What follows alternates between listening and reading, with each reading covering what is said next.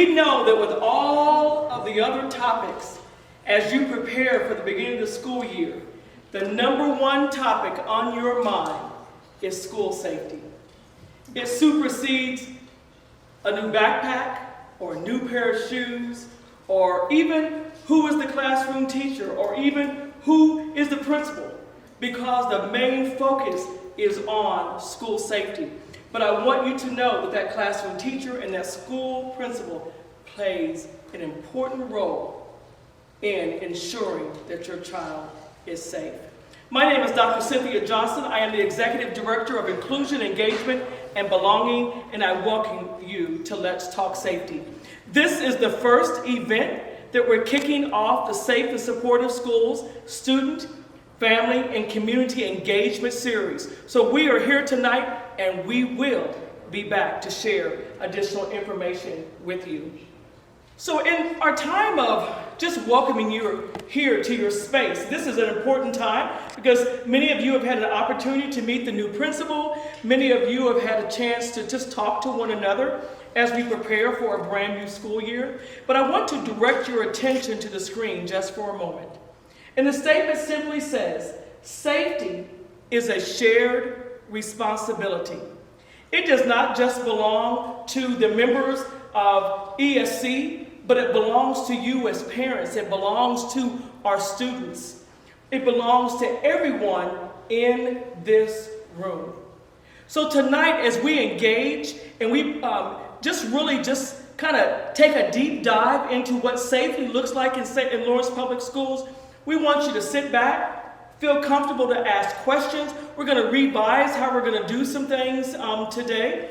And I will share that with you a little bit later on tonight. So with safety being a shared responsibility, we are going to step into why we are here tonight. So I would like to introduce Dr. Anthony Lewis. He's our Superintendent of Schools. While he comes forward, he's going to focus on why we are taking this time to communicate, to come to where you are in your neighborhoods to talk to us about safety. When we think about where we are as a school system, we are in our year 4, I think, of our 5-year strategic plan. And these are the themes that are outlined in our strategic plan. And you can see right there in the middle is safe and supportive schools. And we were in the middle of developing our strategic plan when this happened. You may recall incidents where there were a couple of weapons that were located at Lawrence High School. This happened. Lawrence High student allegedly brings gun to school. This was the second in a week and 5th in the district in the past year. There was another gun that was found in the school. And here it says that the boy who took the brought the gun to school stole it from his parents. And that's why we're extremely excited to partner with Be Smart, who talks about gun safety and locking guns away at home. And so this is not our very first time having conversations as it relates to safety. Immediately after those events, we assembled about 350 attendees at Lawrence High School. I think Be Smart was there as well with us. And we just assembled people together and just asked them a series of questions that we will ask you tonight around what can we do a better job of, what's working, what can we do a better job of as it relates to safety. And that was a huge community event. A lot of community members came out and said, what can we do to ensure that our students are safe? And this is just a picture of what shared responsibility definitely looks like. And so what we found out during that whole entire process is that the students that brought those weapons to school, I had an opportunity to go talk to those students, and I asked them, what would make you bring a weapon into a school? Both of them feared for their safety.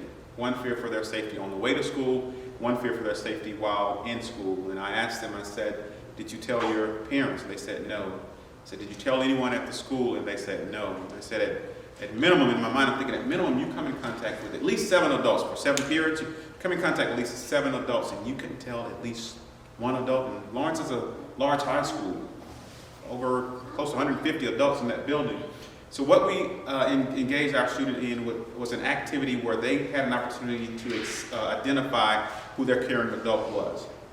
So they would list their name, and then they would list who is the adult that's my go-to person that I feel comfortable talking to. And if you didn't have anybody, just simply write nobody, and the staff began to pair those individuals up with caring adults. We later got a little sophisticated with this, a digital way to collect this data, and the circles that you see, the larger the circles, the more times the teacher's name showed up.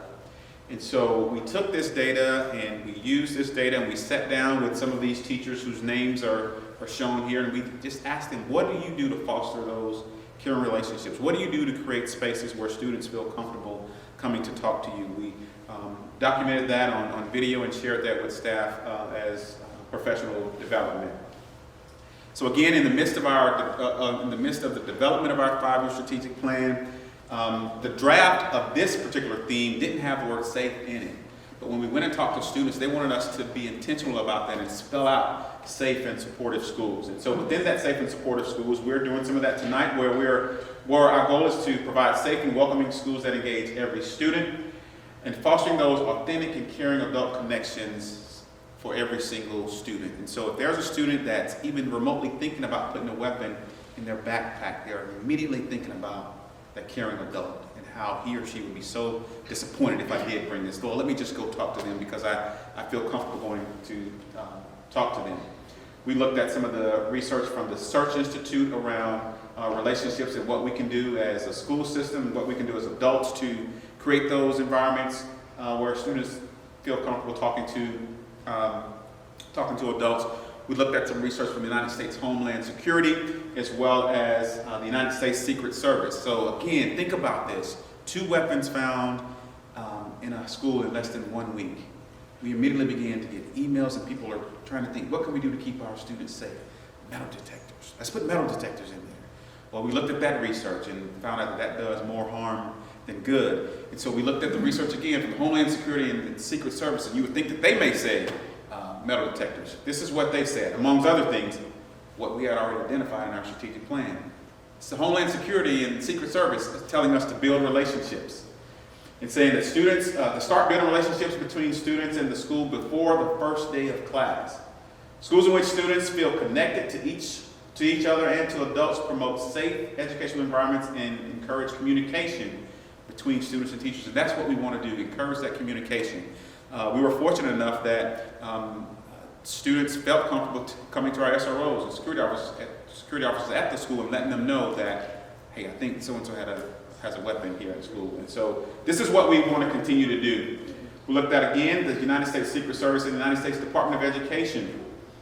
They looked at a series of school shootings and characteristics of those shooters. And they found out that amongst many of these things here, that prior to most incidents, other people knew about it. Whether it was on social media or through conversation, but other people knew about it before the attacker's idea or before the attacker carried out their plan. Most attackers engaged in some behavior prior to the incident that caused other concerns or indicated a need for help. Most attackers had difficulty coping with significant losses or personal failures, and that's why it's hugely important that our counselors and mental health providers work with our students. Many attackers felt bullied, persecuted, and injured. Most attackers had access to and had used weapons prior to the attack. Again, this is a community issue. It's not just a school, Lawrence Public Schools or Lawrence High or Freestate High. It's a community issue. This particular research looked at about 15 different, no, I think it was 18. Yeah, 18 different school shooters between 1996 and 2012. And looked at the characteristics of those shooters. And about 83% of the shooters had poor coping skills. 94% lack of resiliency. So that's something that we can do as educators. How do we foster and teach students resiliency?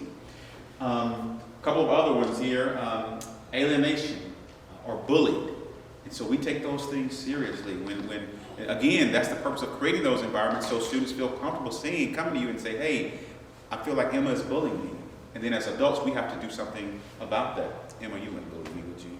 No. Absolutely not. Even when we look at our instruction, this is just a quick glance at our instructional walkthrough tool that we use to look at instruction, engagement. We look at how well our teachers are checking for understanding. how they're designing the actual instructional lesson, how they're differentiating the lesson. But look what we're also looking at. While we're looking at instruction, we're looking at relationships, even in the classroom, even in instruction. How is the teacher doing? What went well in this incident? What didn't go so well? Right up the road in Olathe, we are fortunate tonight, you'll hear from our school resource officers. And this is what they said. Among the things that the district said went well was the quick response and action of a school resource officer. So again, we look at research, we look at what's happening around the world, and we respond to that. So with that, I'll turn it back over to Dr. Johnson. As you have heard just from the different examples and research that he has shared, school safety matters, and it matters a lot. It matters throughout this nation, and especially matters here in Lawrence Public Schools. So I'd like to take this moment right now to introduce the Let's Talk team. These are individuals that you will hear from tonight. These are experts in their particular field. So we're going to kick it off with, as I always say, the infamous, the one and the only, Julie Boyle, the Executive Director of Communications. And then we have Jose Cornejo, who has served as our mental health coordinator, but now has transitioned into a new role as the LPS social worker. And after Jose, we have Kylie Luckett, who has transitioned out of being an elementary counselor at Swegler, but now is the district mental health coordinator. So Kylie, there we go. And then we have Jennifer Georgie, who I like to call our expert as it relates to restorative practices, restorative justice.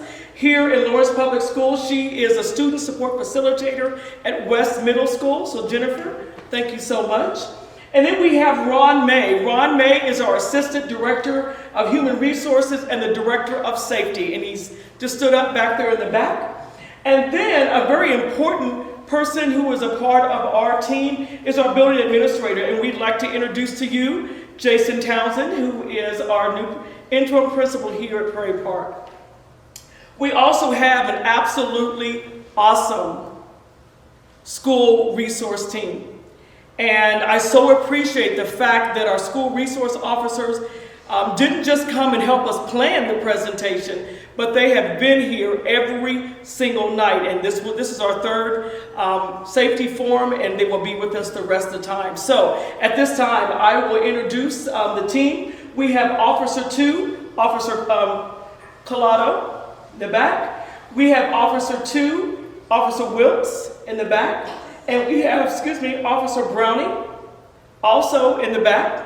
And we have another team member, not here tonight, but is part of a very, very important part of the team, and that's Officer Salisbury. So we're so excited to be able to have these individuals here. As you can see from the screen, I am so excited to have the building administration a part of this, and I have to enter twice. So Jason Townsend, you are just absolutely awesome. So I appreciate this.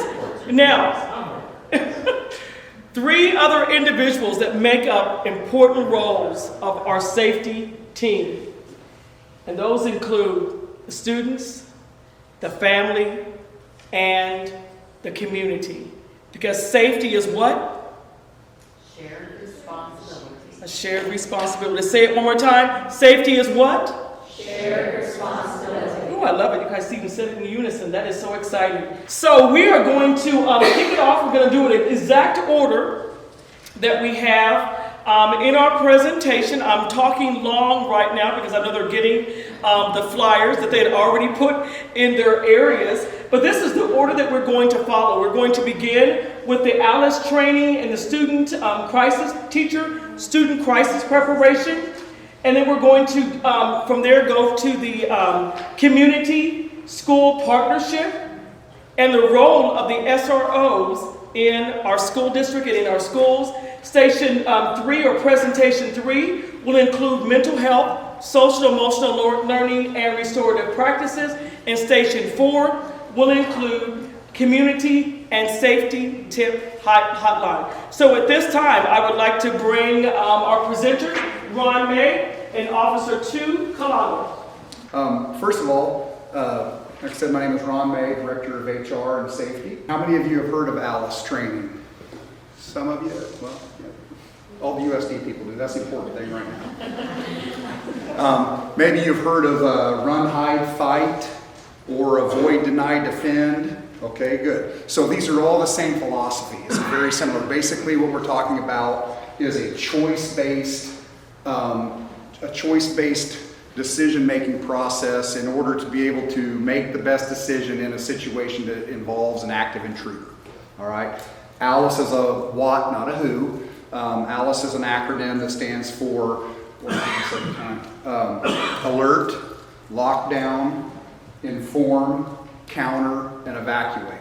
Now, this is not in order of this is what we do, this, then this, then this, then this, although alert is typically the first thing that happens because either someone lets us know something's going on, or we hear something going on, or we see something going on that alerts us to the situation. When I first started in education, within the first few years, that was the Columbine incident.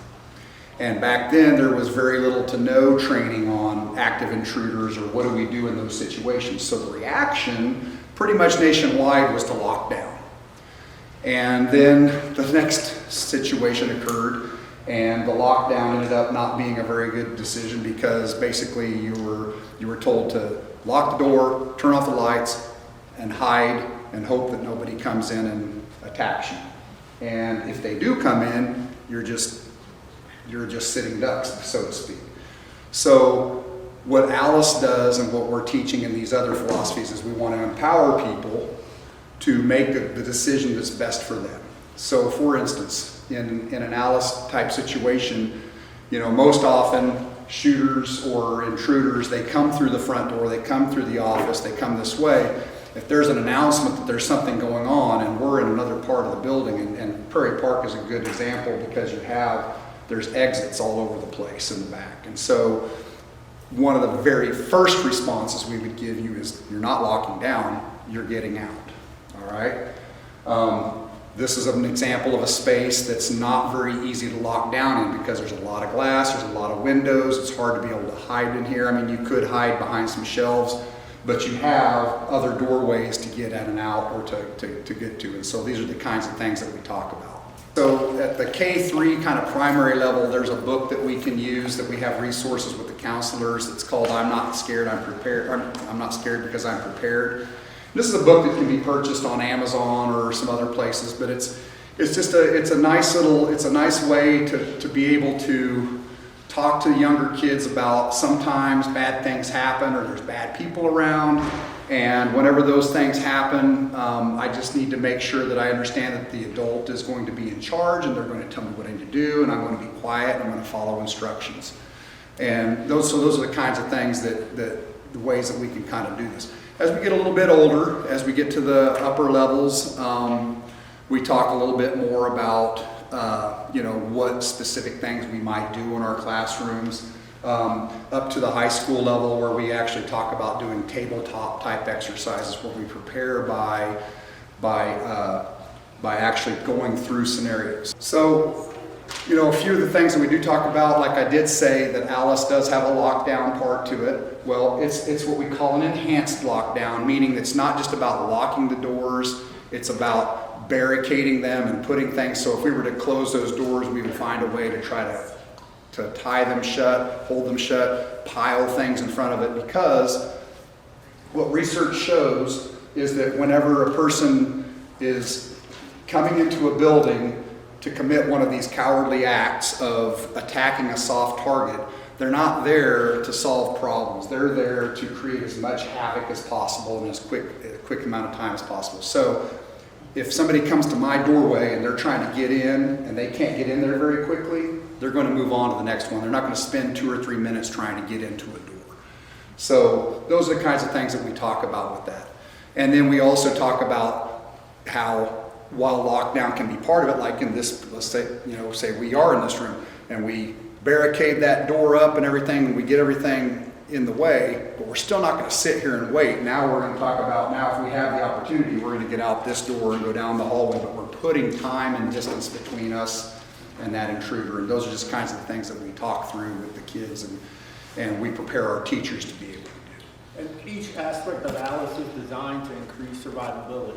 What each aspect does is it's meant to increase, time and distance from this person. So The biggest thing that I would talk to you about is that, and back to what Dr. Lewis said, what Dr. Johnson talked about, is the biggest way that we can, as adults and the community and as family members, that we can prevent these kinds of things is building relationships. The relationships with our students, the relationships we have with the staff, the relationships that our kids have with people in their building. As a parent, the better relationship you have with your child, you have that ability to see if there's something bothering them or off with them, or they're more prone to come to you to say, hey, I heard somebody say something, or I saw something on social media, and they know that you're going to listen, that you're going to take them seriously. Same thing with the school. You need to ask your students, who is that trusted adult in the building? Who can you go to talk to? If they don't tell you anybody, then you need to talk to their administrator or to their teacher to find out, hey, my kid doesn't have anybody they feel like they can talk to. And it doesn't have to be the teacher, it doesn't have to be the principal, it can be anybody. It can be the secretary, it can be the lunch lady, it can be anybody. So anyone that they have that ability to walk up to and just say, this is what's on my mind, this is something that's bothering me, and knowing that you're going to listen and take them seriously and take action, not just blow it off or anything like that. What I would leave you with before we go, is that just a couple of weeks ago, I got contacted by a parent that came to see me in my office because their child had seen something on Instagram from a classmate that kind of bothered them, so this post was a little bit weird. They contacted the police department to investigate, and then they called me, they came in, I talked to them, and as soon as I got done talking to that parent, I talked to Officer Collado. He was able to work with his colleague to make sure that they followed up on that situation to ensure that it was not a threat, but to make sure that, that the kid was paid attention to and that we know who that student is and what's going on in his life and, what his thoughts were behind what he did. And as far as school resource officers, it's in our title. I am a resource, and every SRO here is a resource. My job doesn't end once, this one report is cleared. I will follow up with this student multiple times to make sure that whatever issue, may have triggered that first incident doesn't reoccur. Hi, my name is James Browning. I was a Mari's partner for 1.5 years at LHS. I am now at Billy Mills Middle School. Just a little history. Prior to being a police officer, I spent 21 years in the military. Retired from that job. My wife said I still needed to work. So 18 years later, I'm still a police officer. Brief history of me, I'm a talker. I'm from New York, I speak with my hands. I was born in 1985 in the Dominican Republic. I moved to the US in 1990, so Spanish is my first language. I think in Spanish, which is weird. But I joined the military at age 18. Once I transitioned out, I moved to the Midwest, became a Lawrence police officer, and I've been an SRO for the last 3 years. I have been a law enforcement officer for 19 years. I was in Topeka, started my career in Topeka. I was a school resource officer at Topeka High School for 6 years. Came to Lawrence, was on the street for 6 years, and then went into Free State High School last year, right at the end of COVID. I'm just going to briefly talk about what we don't do. So when we're in the schools, we do not enforce school policies. So somebody skipping class, that's not us. Somebody yelling at a teacher, that's not us. That's all admin, teachers, and staff that handle all that. As far as most of the small crimes, so we have 2 kids that are fighting and are mutually fighting, we'll let the administration handle that. If I was on patrol and I had 2 people fighting, obviously I could charge both for disorderly conduct. So what we don't want to do is take the kids out of our schools and introduce them into the judicial system, if that makes sense. We mentor and we guide and we follow up and we build relationships with these kids.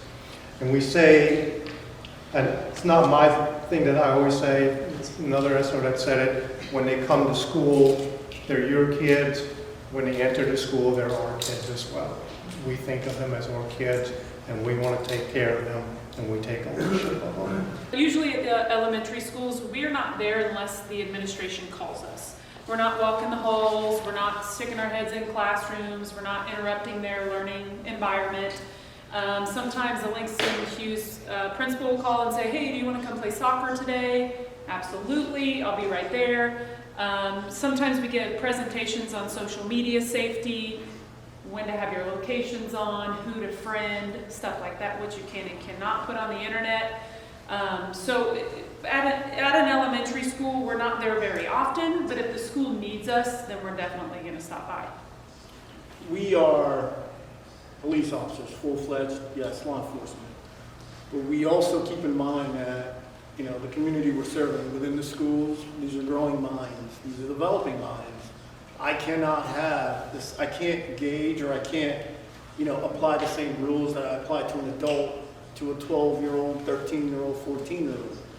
Our role is to educate these, you know, students in, hey, this is the behavior pattern that could lead to this.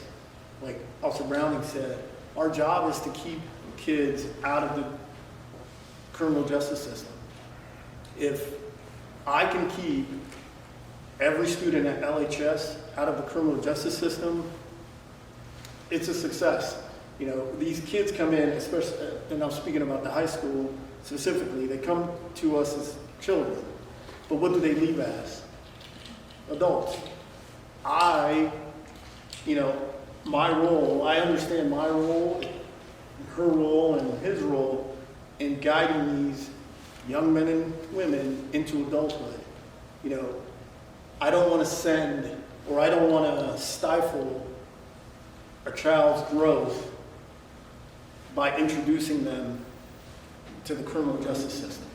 What service am I? That's a disservice that I am providing that child. So we don't take our jobs lightly, and for us, at least, you know, and they can correct me if I'm wrong, but my greatest source of pride as an SRO is the relationship I have with every kid within that school. But beyond that, it's also the relationship I have with the members of the district.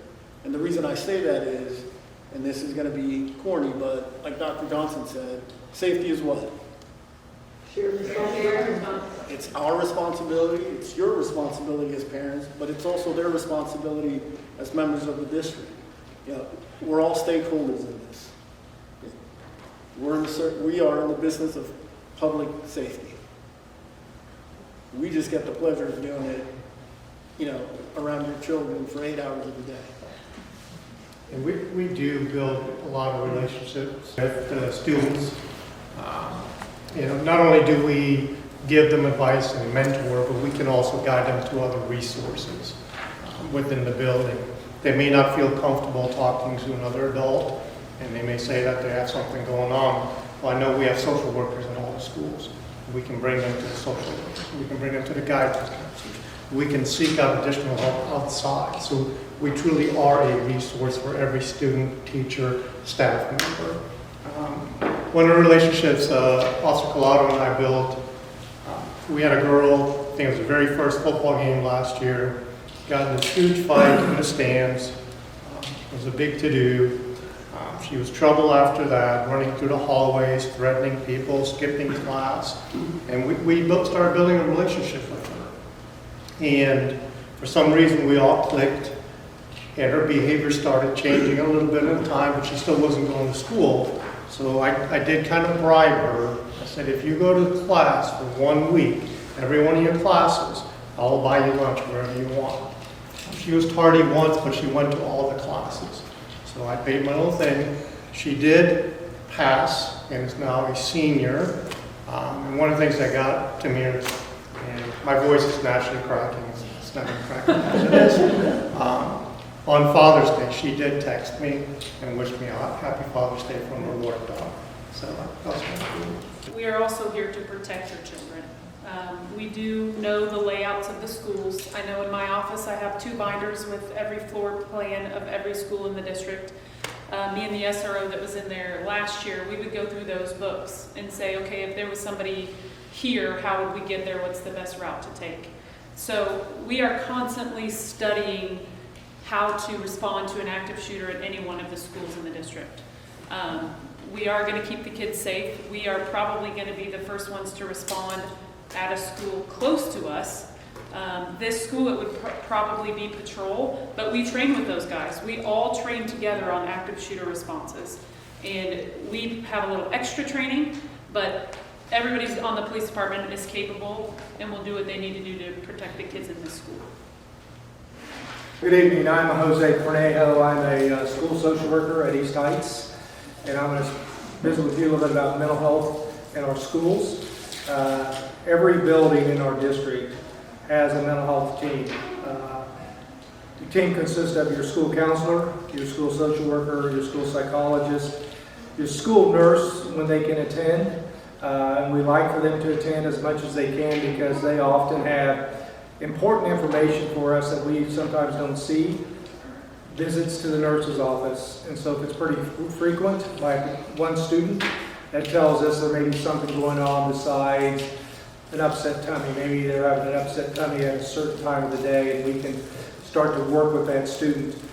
But your mental health teams meet fairly regularly at each school. I know at Prairie Park, they meet once a week. And those mental health teams are looking at the whole building. What are the needs of the students in the whole building? And they're also collaborating with teachers. So the teachers may be getting hold of the mental health team saying, I'm concerned about a particular student. And then the counselor, the social worker, or the school psychologist can follow up with that student to see what's going on, what's impacting their learning, what's interfering with their relationships with students. I also know here at Prairie Park, you guys have a RAP specialist from Bert Nash. And that's a partnership that we've had with Bert Nash for about 25 years, where they place a therapist or a clinician from Bert Nash in our schools. They work full-time here. Well, at Prairie Park, half-time, and then half-time at Corley, so you share the RAP specialist between those two schools. But they're part of that mental health team as well, and their job is also to work with students based on their needs. How many of you are familiar with the CI3T triangle framework? If you're not familiar with it, talk to your teachers about it. That's your homework. Ask your teachers about the CI3T framework, because everything we do in school is based off of that framework. So there's Tier 1, there's Tier 2, and there's Tier 3. At Tier 1, you see social, behavioral, and academic. All kids get those supports, okay? So anytime there's a social or behavioral challenge going on with a particular student, all kids are getting lessons about how to get along, cooperation, communication, team building, and the social skills lessons you hear about when kids come home and talk to you about a practice a social skill. All kids receive those lessons. On occasion, there's a student that needs additional support. So at the Tier 2 level, they're going to get some additional support from your counselor, your social worker, your school psychologist, maybe the RAP specialist, and they may work in a group on a specific skill that's going to help them, address whatever skill they need to work on. And then there's Tier 3, and that's more intense. They may need one-on-one. They may need additional support besides the group and besides what they're getting in the classroom with all their peers. And so they may work one-on-one with the counselor, the school social worker, the RAP specialist. So they're going to get a little bit more attention until they develop or hone that skill so that it's not interfering with their learning. Maybe they're having challenges making friends or building relationships with their peers. And so we can help them in those settings develop the skills necessary to build positive relationships or how to cooperate or share, whatever it is that's interfering with them. So those mental health teams are looking at the whole picture of how do we support the school, how do we support the students in our school, but then also how do we support our staff so that they also have somebody that they can go to work through challenges. And then we also go into the classroom and facilitate lessons to help kids understand maybe how the brain operates or what a positive relationship is. We also talk to kids about safe touch and who to go to if somebody is saying negative or nasty things to you or touching you in a way that's not appropriate. We try to build those supports around kids so that when they come to school, they know that it's the most safe and supportive environment where we're going to support them emotionally, physically, and academically. And we want them to build those trusted relationships with adults in the building so that they can go to that adult and say, so-and-so said something, so-and-so called me a name, and we can follow up on that so that it does become a bigger issue. and impacting the kids' unwillingness to want to come to school because they don't feel safe.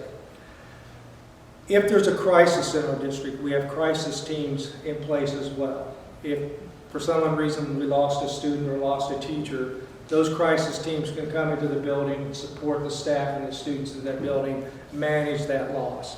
And those crisis teams can be here for a day, 2 days, 3 days, whatever it would take to help those kids get back on track to be able to learn and back into the routines. And again, if there's a student that's really struggling, and we can refer that student to the building mental health team so that there's a follow-up with that student once that crisis team leaves. We're also talking about safety earlier and threats and shootings and so forth. We also have a process in our district called the threat assessment.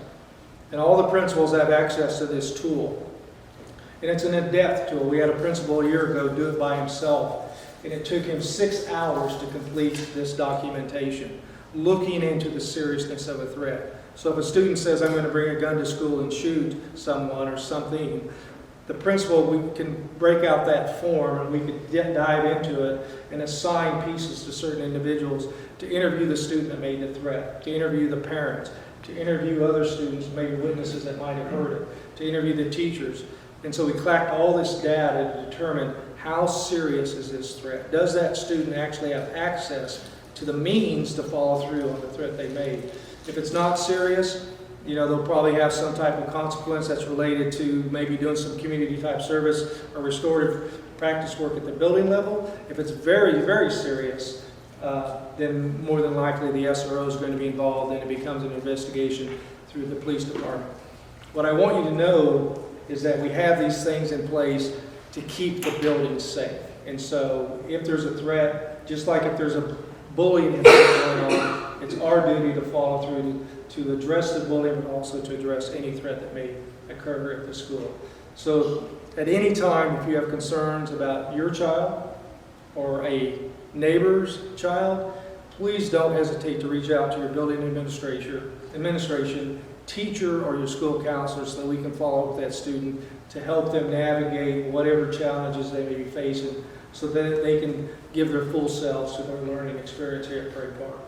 I'm going to turn it over to Kylie. And we are so incredibly lucky in Lawrence to have the mental health support in schools that we have. Every single elementary school has a full-time counselor. That is almost unheard of. When I talk to my colleagues across the state and across the country, they are split between multiple buildings, 2 and 3 buildings at times, working with up to like 1,000 students, some of them, because that is how large their caseloads are. So in Lawrence, at every elementary school, you have a full-time counselor. In the middle schools, you have 2 counselors, and then at the high schools, there are 4 counselors. And then there are part-time social workers and full-time social workers that go between various buildings and depending on their schedule and their caseloads. The thing that I want to also highlight is the curriculum that we use and that process, and that is really how we are teaching kids these skills. So we are going through a really exciting process right now to get a new curriculum. We have several schools doing pilots of a new curriculum. One is called Character Strong, and that's going to be a curriculum that goes kindergarten through high school. And so as your kids start in kindergarten, they potentially could learn about this program, utilize it, and it can follow them through, so they're constantly working on those skills of character development. And all of those things go back into peer relationships with staff, and all of those things are how we increase safety. And with that, I'll turn it over. Our district is now including restorative practices as that comprehensive integrated tier support that Jose mentioned. If you think of it like a pyramid, that bottom, that tier 1, that's where all the proactive stuff happens, where you're building relationships. We heard the SROs talk about how they build relationships. Well, restorative practices teaches staff, not just teachers, but all staff, how to talk to students in a more positive so they don't get defensive, but to connect with them. Today, Prairie Park, including the administrator, all went through a training on restorative practices, and they learned like 4 different community circles so that they could connect with their students, and students can connect with other students and build those relationships. That tier 2 is when there might be a problem, maybe between 2 students, and so we implement restorative practices what we call at the tier 2 and tier 3, where there might be a harm circle involved. There's still consequences. We're not doing away with consequences, but it might look a little different with restorative practices. So for example, elementary, Prairie Park, they talked about some of the problems, with kids writing on the desk. And so a student may have a little detention time, that's the punitive consequence that we would do in the past, where they would stay in and because they were writing on the desk and they've been told. Well, now we know that an accountability project is probably more. We want to change that behavior. So maybe they're helping cleaning the desk. And so we're looking at different ways to help students change the behavior. That's what we really want to happen. It's also the tier 2 and tier 3 an opportunity to repair harm if there was some harm that occurred between student to student or even teacher to student. We've had harm circles with teacher and student so that relationship can be repaired, because we want the classroom to be a safe and learning, a way for that environment to be a learning environment for them. So restorative practices offers those different ways to help students build those relationships and connect with other students so that they feel safe in that learning environment. They asked me to talk about communication, imagine that. So I just wanted to share how important open lines of communication are between home and school and home. We haven't started school yet, so let's start on the right foot tomorrow with open communication. I really believe it is the #1 thing we can do to prevent something bad from happening. If we know about it in advance, we can put those resources that you've heard about this evening in place, and we can prevent something bad from happening.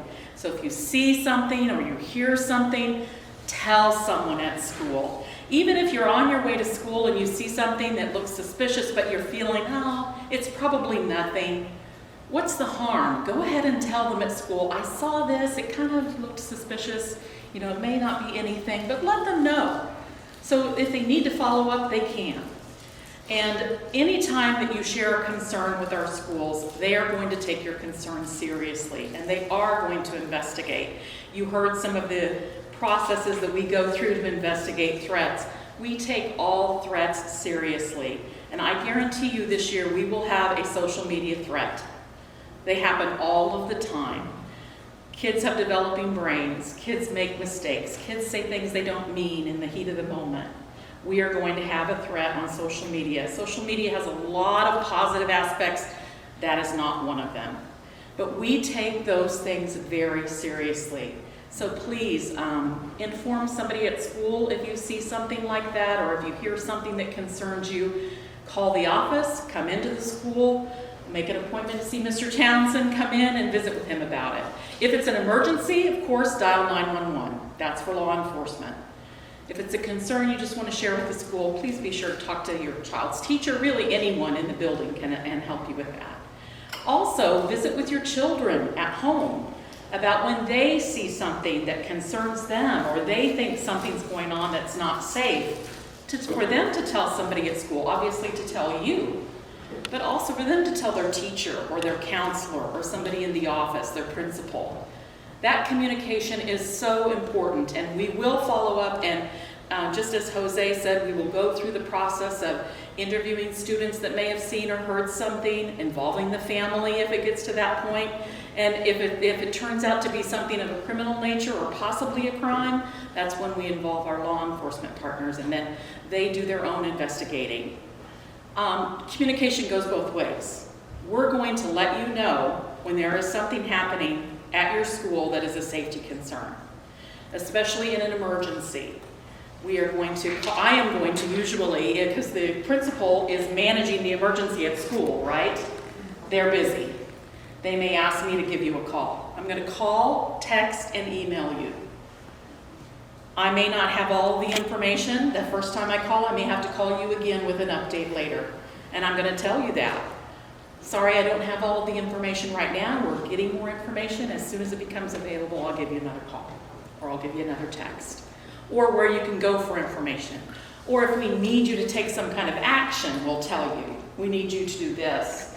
Obviously, do not come to the school if the school is in the kind of emergencies we've been talking about tonight. You are only going to hamper what's happening at the school to keep your kids safe. But if something is happening at the school, we're going to tell you in that call or text or email or all three what we need you to do. If there's a rally point or a reunification site that we need you to go to, we'll give you that information then. We're obviously going to tell you that everyone's safe if everyone's safe. We're going to give you as much information as we can. I don't talk for the police department. A lot of times parents will ask me, well, what happened? I saw the police were doing something with a student. What happened? That's not my story to tell. I don't work for the police department. They wouldn't like me talking about what I think that they did. Half the time I don't know. We only tell our story. What are we doing? What policies do we have in place? What procedures do we have in place? What are we doing about the concern that you reported? We may not always be able to tell you the consequences. If a student is involved, there are privacy rights involved. Just as we protect the privacy of your child, we protect the privacy of all children. So a lot of times that's frustrating for parents, but I want to know what happened to that kid that did this to my child. We are not able to share that, but we will share enough information that you, I hope, know that we followed up on your concern. We went through the processes that Jose and Kylie outlined, and we took appropriate action. We just can't tell you many times what that action is. The number one thing I would like you all to make sure you do is make sure your contact information is up to date in our school. I can't call, text, and email you if I don't have your number. I can't tell you it's a snow day if I don't have your number. If it needs updating, call Lisa in the office if you're here at Prairie Park, or call your school office if you're at another school. They can update that information for you. The only time that you're able to update it yourself is during annual registration in the spring. When we say, please complete the annual registration, that's when you can go in and change your contact information yourself. Obviously, we can't get a hold of you if we don't have your information correct. If you have any issues with Power School, the office staff can help you, our help desk can help you. We have lots of people to assist you. It's very busy now because we're just getting ready to start school, but if you give us a little patience, we'll get to you and help you make sure you can get into your Power School account. Every school website, and this is our district site, has a safety tip line in the main menu. And that's where I would really appreciate it if you would just call the school, if you would just talk to Mr. Townsend, if you would just tell your teacher. That is the most direct way to report a concern. But if there is a circumstance where you don't feel comfortable doing that and you do want to submit it in writing, you can do so anonymously through these tip lines. It'll have you choose your school, it'll have you write a little bit about it. The only problem with anonymous tips is we aren't able to go back and ask you more information if we need more information. So it's always best to just call your school and talk to somebody at school about your concern. Most of the things that on our website for parents are under parents and students. Ron May mentioned earlier that module, the Alice module, it's really excellent. It is snippets of videos put together where you can click through them at your own pace. Oh, if you'll go to S for safety, everything's alphabetical. People always say, I can't find anything on your website. I'm like, it's alphabetical. So safety, we might have to wait a few minutes for that to come up too. The module is on our website. I would recommend that you watch it before you share it with your children if you're thinking you want to watch it with them. Some things you probably wouldn't show a little one, like these little ones, but high school kids, they're going to be fine watching it. It even has, it's right here, the Alice Learning Module for Parents and Community, and that's what the QR code in Ron's flyer sends you to. It has elementary, middle, and high school sections, so you can choose, well, I want to see what strategies they're using at the elementary, or what are they teaching my high schooler. It's very excellent, so I hope you'll take the time to click through that, and by clicking through, you can choose to skip sections. You don't have to watch every bit of it and spend 45 minutes to an hour doing that. You can see what you want to see. This also has a lot of the resources that Dr. Lewis shared, and it has the Kansas School Safety Hotline as well. But that's, again, another one where we sure would appreciate communicating concerns to your school first. This is going to take some time for it to get back to us, So the most direct route is just to tell somebody at school if you have a concern.